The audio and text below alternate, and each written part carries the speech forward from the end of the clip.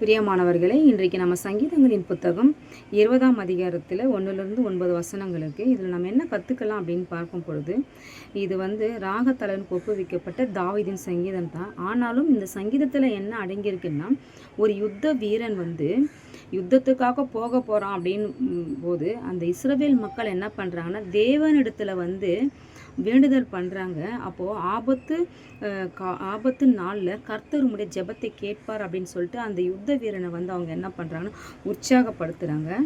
அது மட்டும் இல்லாமல் அவர் பரிசுத்த ஸ்தலத்திலேருந்து உனக்கு ஒத்தாசை அனுப்புவார், சியோனிலிருந்து உன்னை அவர் ஆசீர்வதிப்பாருன்னு சொல்லிட்டு அவர் அவங்க அந்த யுத்த வீரனை அவங்க ஆசீர்வதித்து ஆண்டவருடைய நாமத்தை சொல்லி அவங்கள வழி நடத்துகிறாங்க. அது மட்டும் இல்லாமல் அவங்க யுத்தத்துக்கு வர அந்த எதிரிகள் என்ன அப்படின்னா, அவங்க சிலர் குதிரைகளை குறித்தும் சிலர் ரதங்களை குறித்தும் மேன்மை பாராட்டுவாங்க. ஆனாலும் நாம் எப்படி இருக்கிறோம் அப்படின்னா, நம்முடைய கர்த்தருடைய நாமத்தை, அதான் எங்கள் தேவனாகிய நாமத்தை குறித்து தான் அவங்க பெருமை பாராட்டுறாங்க அப்படின்னு சொல்லி அவர் உற்சாகப்படுத்தி யுத்தத்திற்கு அனுப்புகிறாங்க.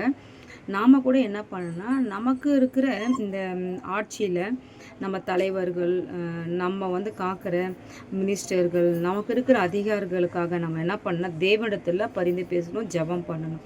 அன்று யுத்தத்திற்கு போகிற தாவீதுக்காக அந்த இஸ்ரவேல் ஜனங்க என்ன பண்ணுறாங்கன்னா, உம்முடைய மன விருப்பத்தின்படி தேவன் செய்வார், உங்களுடைய காணிக்கைகள் எல்லாம் அவர் ஏற்றுக்கொள்வார் அப்படின்னு சொல்லி அவர் இருதயத்தை சந்தோஷப்படுத்தி தேவனிடத்தில் முறையிட்டு அதை இவர்கிட்ட சொல்கிறாங்க, உன் கூட துணை இருப்பார், இஸ்ரவேல் தேவன் உனக்கு நிச்சயமாக வெற்றி தருவார் அப்படின்னு அவங்க சொல்கிறாங்க. இவரும் வெற்றி அடைந்து அந்த இஸ்ரவேல் மக்களை அவர் காக்கிறார். இந்த அதிகாரத்தின் மூலமாக நாம் கூட நம்ம சுற்றி இருக்கிற ஜனங்களுக்காக ஜெபிக்கலாம் அப்படின்னு சொல்லிட்டு கற்றுக்கலாம். ஆமேன்.